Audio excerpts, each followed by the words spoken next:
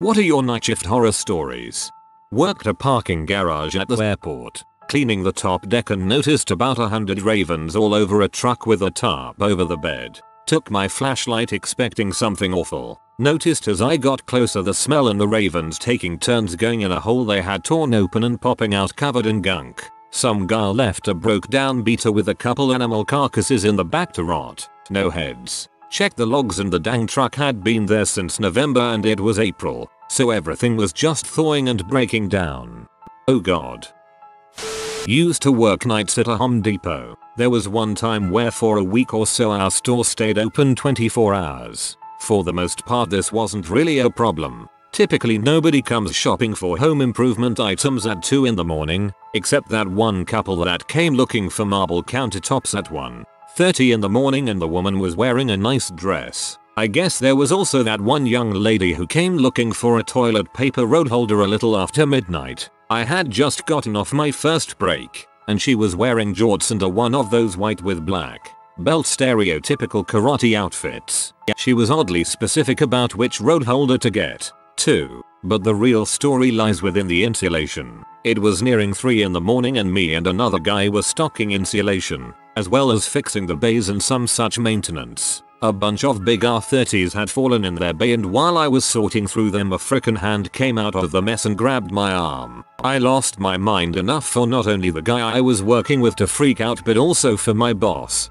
who was across the store, to come check out the commotion. Turns out a homeless drunkard had come into the store at some point, and I can only assume before the night crew showed up, and had made a nest in the insulation where he fell asleep. The dude was in bad shape, too, like, far gone into whatever inebriation that we had to call the police to remove him. I was always a little more cautious around the insulation after that, for at least the time the store stayed open 24 hours. That sounds terribly itchy.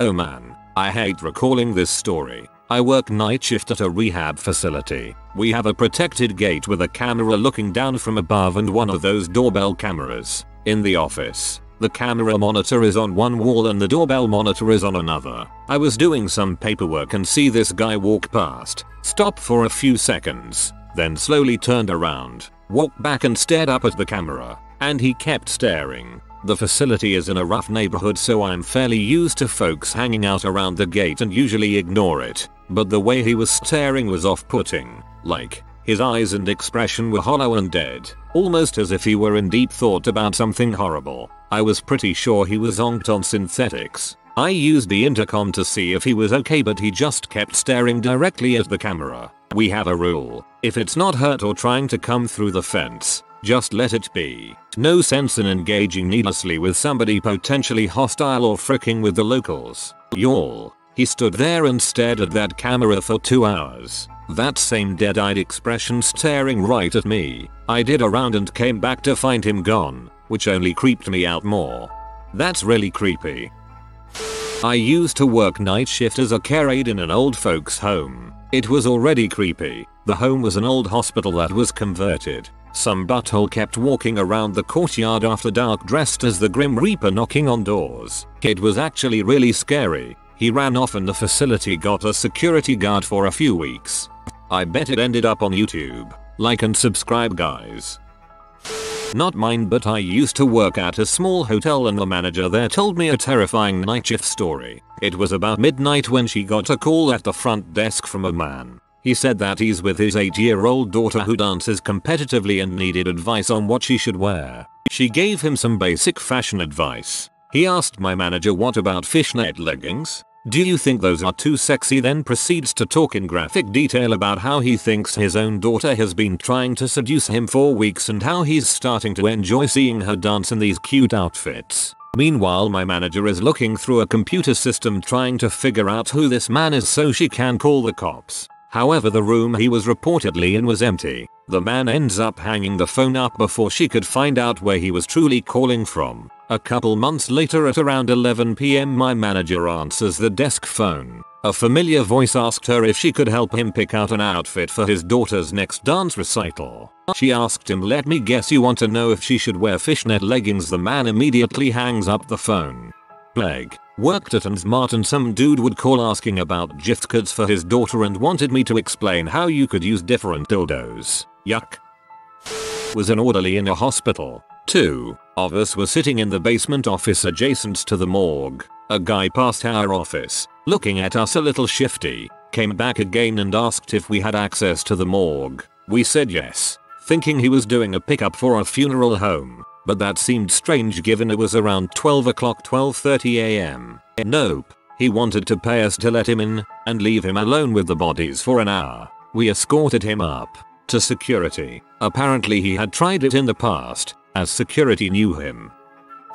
Was running the register at 24 Hours Supermarket. Stock person comes running in to produce carrying mop handle screaming "You mother sucker." Out of sight. He keeps yelling sucker and smacking handle at something for like 5 minutes. I am ringing up customers and freaking out because he was losing his mind, but I am not interested in getting involved in a murder, so I ignore it. Later I find out he was chasing a rat. Completely reasonable response from the stalker. Did hospital security for about 2 months. It was small hospital out in the sticks, so we were responsible for removing patients who had passed from their rooms and transferring into the morgue freezer. We had just brought a decedent to the morgue and right before we were about to transfer them to the freezer their cell phone rang. Granted, pretty tame compared to some stories, but at the time it gave us a decent fright. That's actually really sad. Someone was trying to reach them and didn't yet know that they had died.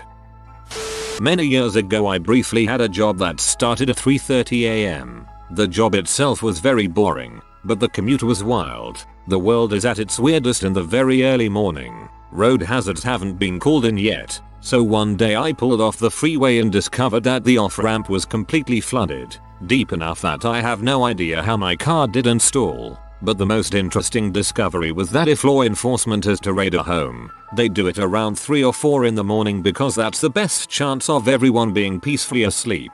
One day I was nearly to work when I noticed something off ahead of me. I slowed down and came up to a massive police blockade, squad cars everywhere and absolutely crawling with heavily armed officers, but all in absolute silence. They silently waved me down a side street. Just a creepy, unsettling experience.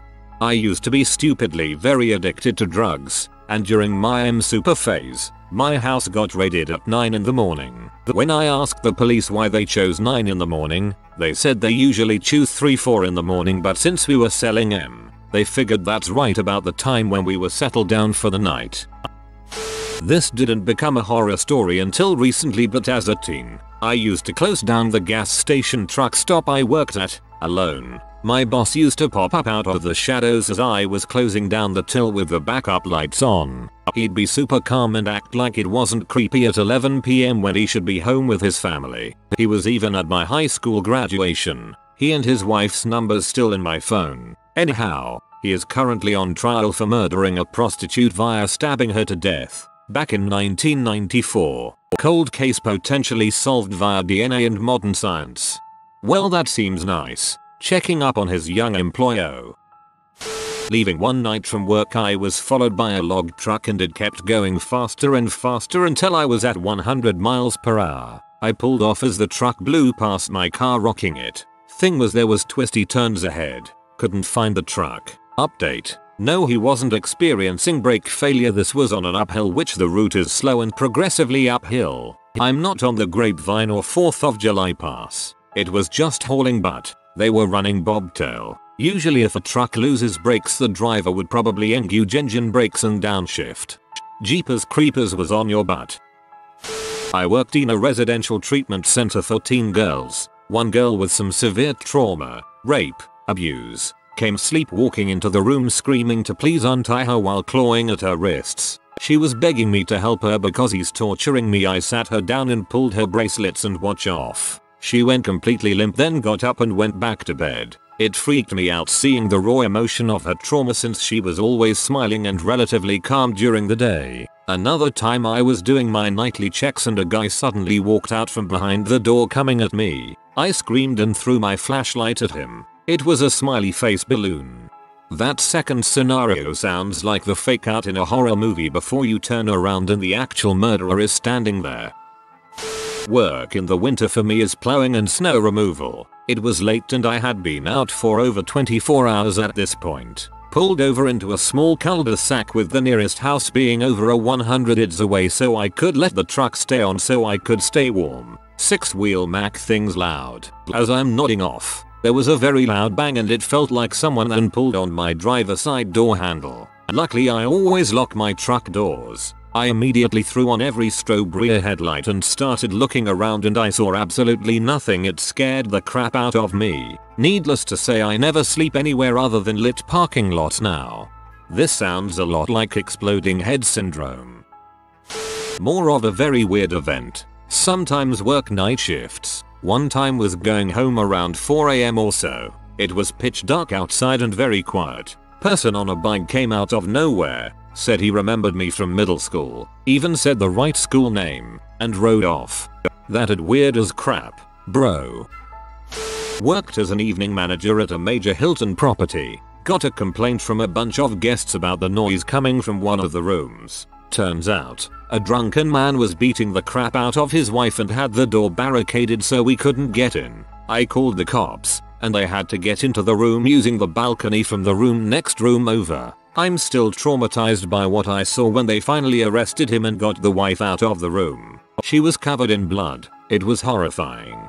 Oh crap. I was working in the restaurant room service at a Hilton in college and, while no one actually saw what happened, my manager told me he saw the inside of the room and it was covered in blood, like on the bed, on the carpet, in the bathroom, on the walls, etc. The guy told my manager his wife got a nosebleed. Saw all kinds of crazy crap working room service at the Hilton.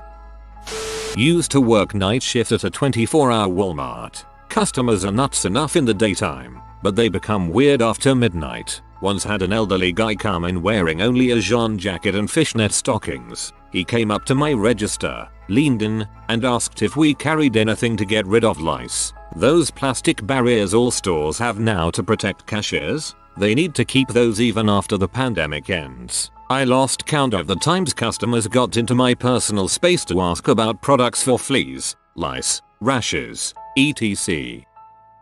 Worked at a liquor store for a few years. One of the homeless guys, probably late 50s, that stood outside would ask for money and 9 times out of 10 if they said no he'd flash them his old wrinkly crusty package. Had to chase him off every night so people didn't have to suffer that sight. Annoyingly, people who saw me chasing him off or threatening to call the cops often gave me dirty looks like as if I hated homeless people or treat them like trash, when in actuality I was saving them from that which you cannot unsee. Sounds like something out of a bad movie. I was once staying late doing some scenic painting in a college campus theater. It was late, pitch black dark outside and very quiet in the building. A few of us were up on the stage, not really talking, just taking care of business, when suddenly I saw out of the corner of my eye something go very quickly by the open door to the lobby. WTF. Then it went by again and I actually saw what it was. A guy with long hair, wearing pajamas, and no socks or shoes. He was tiptoeing in a very exaggerated way, pulling his knees up very high, and grinning. WTF. It sounds kind of funny but it was creepy as heck. We all made eye contact and one of the other painters was just about to go shut the door when the dude walked right in. He stood there staring at us for a full minute. You could have heard a pin drop. He threw his arms out to the sides dramatically and said, "I am your savior, Jesus Christ." No one responded and he eventually walked out. I guess he was hoping to get more of a reaction. The door was promptly shut and locked behind him and security called. They were not impressed. Turns out that he was a patient at some sort of group home nearby and had done this multiple times. I still get creeped out to this day if I'm working in a theater at night though. Sounds like he just wanted to put on a show for y'all. LOL.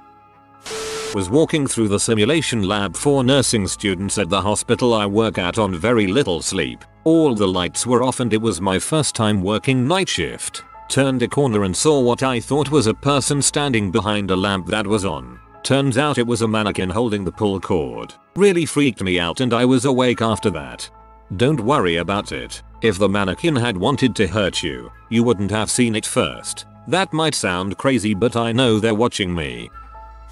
Worked at a distress center almost 10 years ago. Was on the 12 AM to 6 AM shift. Got about 2 phone calls each hour of the shift from the same guy saying that he's tied up in a room, his balls are tied up with leather straps, and his wife is getting banged by 5 giant black guys in the other room. Asked him each time if he's in distress and he says no every time. Kept telling him if he's not in distress then he shouldn't be calling and let him go. I just can't believe he was up from 12:06 AM to make those calls. Got to be a weird kink thing. It was 3 AM. Popular Canadian coffee shop. There is one old baker in the back that rarely interacts with me past a dirty joke or a dirtier ditty from his Navy days. Other than that I'm alone. Not another soul around the area and I expect it to remain so for at least an hour yet. I'm boxing up the day olds for the homeless shelter when I swear I see something out of the corner of my eye. It's behind me. I turn, then look down. There's a small child standing there, a native little toddler with a fur hawk staring at me intensely. I'm struck dumb with how absurd the situation is. How did he get behind the counter? I didn't hear the door open, or see him come through the counter. I scan the storefront. No one. I yell for the baker in case he has a friend or something visiting that lost their kid. He comes over, and like me, does a double take at the kid and is baffled. Kid starts muttering incoherently. I get him a glass of water and a donut hole and the baker runs out of the store to do a perimeter of the block. I call the non-emergency line and explain I have a little kid with no parents. I can't get any information from the boy, just mumbles I can't make out.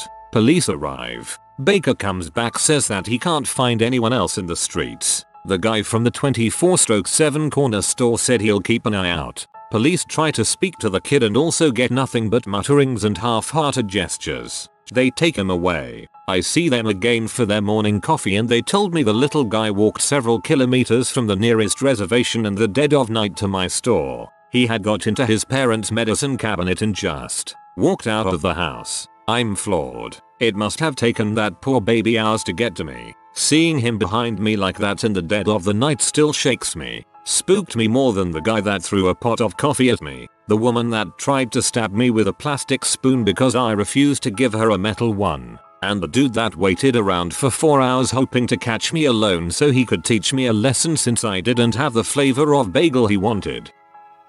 I was closing supervisor at a grocery store and someone managed to crap between the bathroom and the exit doors at 8:59. We close at 9 o'clock. You'd think oh there's little crap on the floor, surely people will walk around it. No, instead they continue to plow through it, so now there's crap on multiple grocery carts. The exit is scattered with fesses. There's crap on people's shoes undoubtedly, and there's crap in the parking lot. Luckily for me my less squeamish supervisor working with me that closing night volunteered to mop up the exit and bathroom, which to our surprise had also been crap on. For the record, human crap makes me immediately gag and vomit when I get a whiff of it, so I ended up puking in the trash next to the crap exit.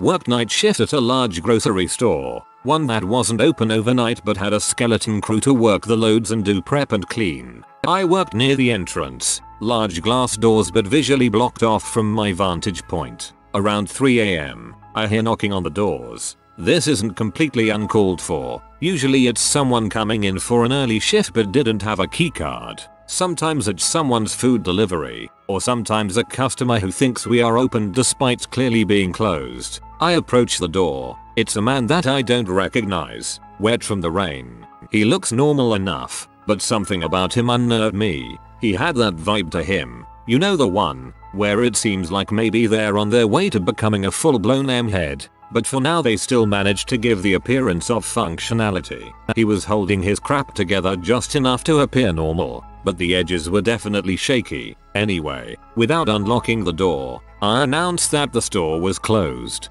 He told me that he just needed my help. His car had broken down in the parking lot and he needed a boost. I didn't drive, so I told him I couldn't help him. I should have walked away there, but he was out in the rain and I did legitimately feel bad. So I told him I would see if anyone of our few crew did drive. I did find someone who was willing to help, and got the night crew manager involved as well. We went out. Turns out he was parked a bit off from the entrance, in a fairly secluded spot, and he had a lady with him. There was a similar vibe with her, almost but not exactly normal. It didn't click right away, but I figured they had been hooking up in the car in the parking lot, maybe left the radio or lights on and drained the battery. to me that explained the weird unnerving feeling. They either felt ashamed or guilty, and it was showing through. Anyway, my co-worker goes over to help give them a boost. The manager and I stay out there with him, nearby, watching. The two lovebirds kept peeking over at us a bit uncomfortably. After a few moments, the co-worker returns from the car and hurries us back inside. We don't see them drive off, which seems odd. We get inside, lock up again, and then the co-worker thanks us for staying out there with him and not leaving him alone with them. He also caught onto the unnerving air about them, and it made him worried. What worried him more was when it also turned out that there was nothing wrong with their car. As soon as you mentioned that dude had a lady with him, my brain immediately thought of a random couple looking to rob someone. I worked in an open quarry mine down in Texas. We had this storm where it rained like a mother sucker for hours and hours. Being night shift, 6:30 p.m. to 6:30 a.m. Supervisor, I was in charge of 8 Cat 745 haul trucks, 2 Cat 390 excavators, 6 Cat 980 loaders, 2 D8 dozers, and 1 D9 dozer. It was about 2 a.m. when I had 3 haul trucks get stuck in the bottom of the mine, just spinning their tires endlessly. It was horrible. Since we're talking about tens of thousands of dollars of production per shift, I had to get permission to shut the mine down from the superintendent and relay that to the supervisors up in the plant that dries the material, frac sand. They wouldn't shut down because I said so. I called him at minimum 13 times within an hour to get him to shut the mine down. Since it was 2 a.m., he never answered, which never happened as he always had his phone on. 3-4 of us were soaking wet and covered from head to toe in mud to the point where you couldn't even tell we were wearing neon green high-vis safety gear. We got the trucks pulled out of the mine after roughly 3 hours of using a combo of the dozers and loaders and excavators to essentially build a new road from dry materials. The superintendent got in at 6 a.m. for the 6:30 a.m. to 6:30 p.m. shift, took one look at the mine, and shut it down for the day. Turns out his phone charger came unplugged and his phone died in the middle of the night. Never knew I called. A family member of mine is a sales manager for CAT. I never get tired of hearing mine stories. I got to be in the presence of a D11 once that was headed for a sad life in a salt mine. The sheer size of that level of equipment is just unreal. I was working the Christmas Eve night shift in my local emergency department. The clock struck 4 a.m. on Christmas morning and the emergency buzzer sounded. A 74-year-old male patient had gone into a sudden cardiac arrest. The buzzer wasn't working properly, so we couldn't locate where exactly in the department it was coming from. Once we finally figured it out, we got in there and I took over chest compressions. A team of anesthetists, nurses, doctors, and 20 minutes later, we managed to get him back for just long enough for his family to come and say goodbye to him. What a crappy Christmas. Night shift RN on a covered unit. Had a code 5 a.m. Christmas morning and did not get him back, unfortunately. Imagine waking up Christmas morning to a call that your father had died. I went home and cried. If you are new to the channel, you can subscribe. I publish new videos every day. Until then, check another video.